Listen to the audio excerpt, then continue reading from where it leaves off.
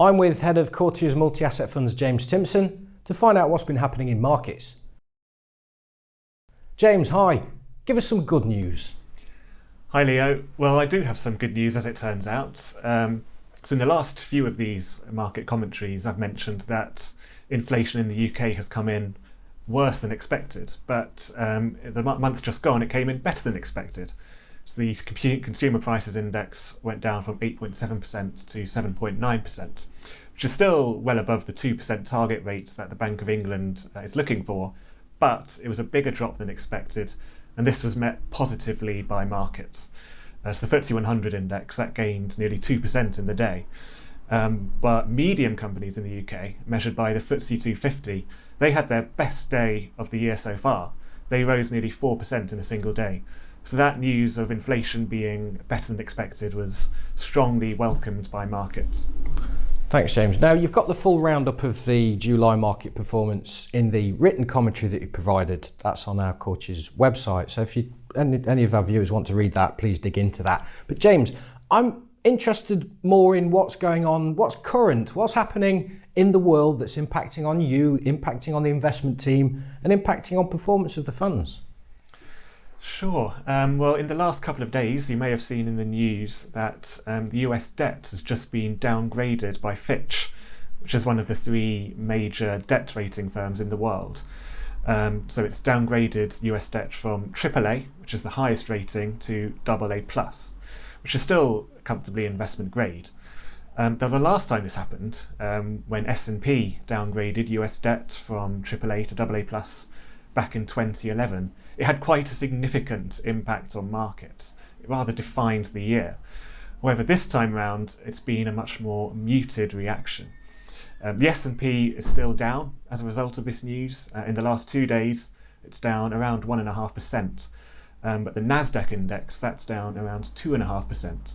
And of course, that index contains the more expensive companies such as Tesla and Nvidia, both of which, incidentally, they've lost around 5% in the last 2 days. So those companies have been reacting heaviest to this minor shocking news in the US.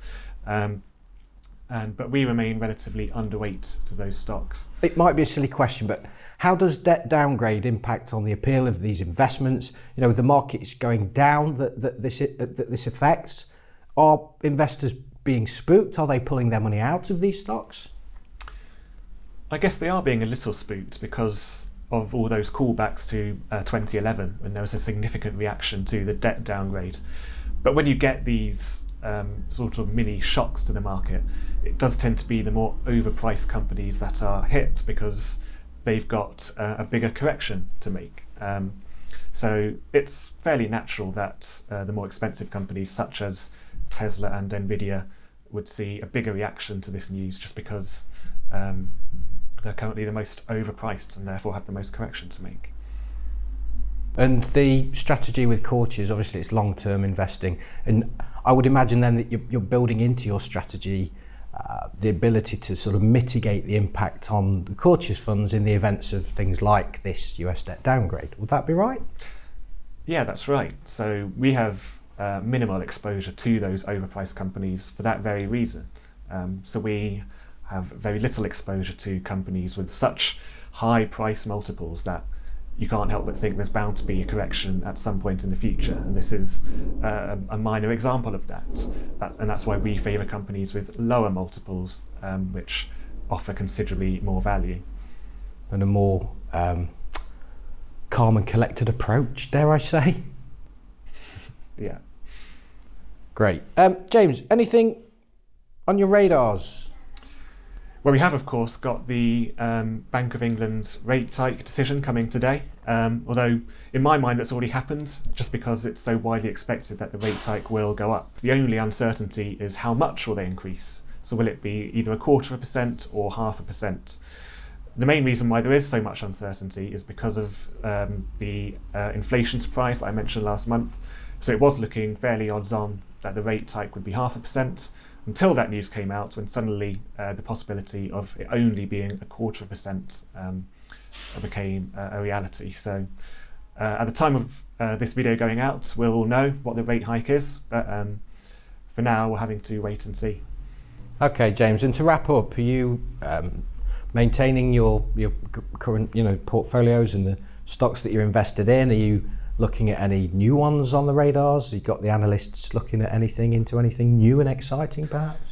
Yep, so always looking for new and exciting stocks, and by exciting I mean boring. So we prefer safe and boring companies as opposed to the exciting, sexy ones.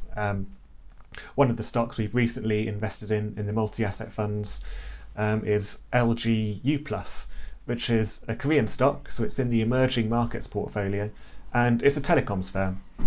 You may recognise LG Corp, the huge conglomerate based in Korea. Well, LGU+ is a telecoms firm. It's incredibly cheap. Its price to cash flow ratio is currently just under 1.5, which means theoretically it only takes 1.5 years for LGU+ to generate enough cash to cover its entire valuation. In comparison, Microsoft's price to cash flow ratio is 30. So by that metric, LGU+ is around 20 times cheaper than Microsoft. Wow. And any more? You mentioned recently at our Knowledge Exchange seminar where all our employees get together to share knowledge across the different departments. I recall there was another stock that you mentioned. Yes, that was Takara Holdings, which is a Japanese stock, and we've invested in this in the multi-asset funds and the global equity fund. And Takara Holdings is a drinks manufacturer, and like all the other stocks in our portfolio, it came onto our radar because of its value characteristics. So it has an attractive dividend yield, it has a low price to earnings and a low price to cash flow ratio. And those are exactly the sorts of things that we're looking for our investors. Sure. These popular drinks, do we know them in this country? So its main drink is sake. In fact, when it was first founded back in the 1840s, it's because a family had just been granted a license to sell sake in Kyoto, and it's now recently become the biggest distributor of sake in the whole of Japan. So that's its main thing. Great. James, thank you very much for the insight on the market and with what's going on in the team. I shall look forward to catching up with you again next month. Thanks, Leo.